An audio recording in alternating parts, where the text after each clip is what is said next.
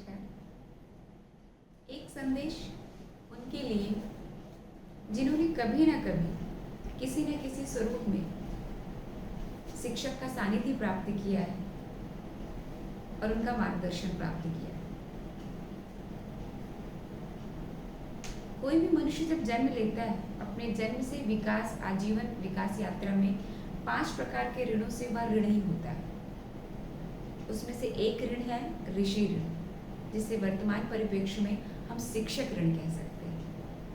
अब ऋण से आशा तो आप सभी भली भांति परिचित होंगे। ऐसी कोई भी सेवा जो हमने ली हो और उसके बदले में हमने कोई शुल्क ना दिया, उसे हम ऋण कहते हैं। तो अन्य ऋणों पर हम फिर किसी अगले व्याख्यान पर चर्चा करेंगे। आज चर्चा होगी शिक्षक ऋण पर। व्यक्ति के जीवन का मुख्य उद्देश्य होता है इन ऋणों से मुक्ति कैसे प्राप्त की जाए। तो शिक्षक ऋण से मुक्ति के 2 आवश्यक कर्तव्य हैं। यदि आप इन कर्तव्यों का परिपालन करते हैं तो आप शिक्षक ऋण से उऋण हो सकते हैं।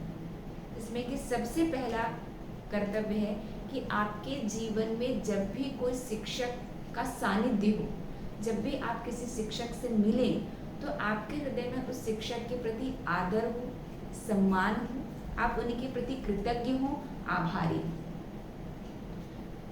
भले वह शिक्षक आपके जीवन का मार्गदर्शक नहीं भी हो, उसने किसी अन्य के जीवन को भी प्रकाशित किया हो, आपको पता हो वह शिक्षक के दायित्व का निर्वहन कर रहा है, तो वह आपके लिए वंदनीय और पूजनीय होना चाहिए। कारण यह है कि इस प्रकार के भाव से आप किसी शिक्षक का भला नहीं कर रहे होते हैं, वस्तुतः आप अपना भला कर रहे होते हैं।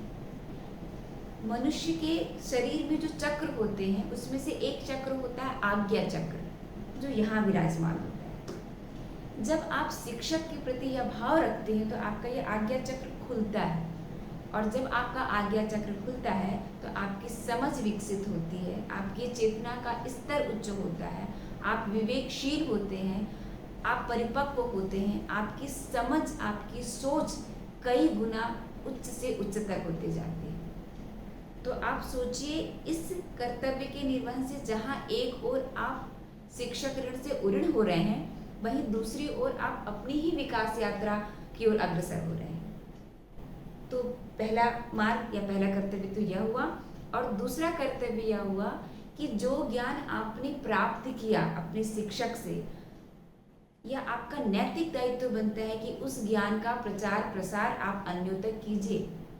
जिस ज्ञान से आप अज्ञान के अंधकार से निकले और आपने अपने जीवन को प्रकाशित किया, तो यह मेरा नैतिक दायित्व बनता है कि वह ज्ञान मुझे किसी से प्राप्त हुआ तो उसे एक जगह पर एकत्रित नहीं करना है, उसे मुझे संचारित करना, उसे मुझे प्रसारित करना है, जितने ज़्यादा लोगों तक आप प्रसारित कर सको।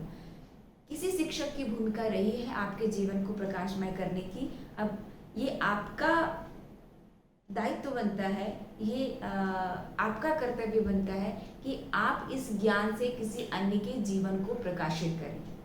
और वैसे भी हमारे शास्त्रों में कहा गया है कि सर्वश्रेष्ठ जो दान होता है वो ज्ञान का दान होता है। तो आइए शिक्षक दिवस के इस उपलक्ष्य में हम सारे लोग दृढ़ संकल्प लें कि हम इन 2 कर्तव्यों की पूर्ति के माध्यम से शिक्षक ऋण से उऋण होने का प्रयास करेंगे। आप सभी के स्वर्णिम भविष्य की शुभकामनाओं के साथ आज के व्याख्यान में इतना ही। नमस्कार।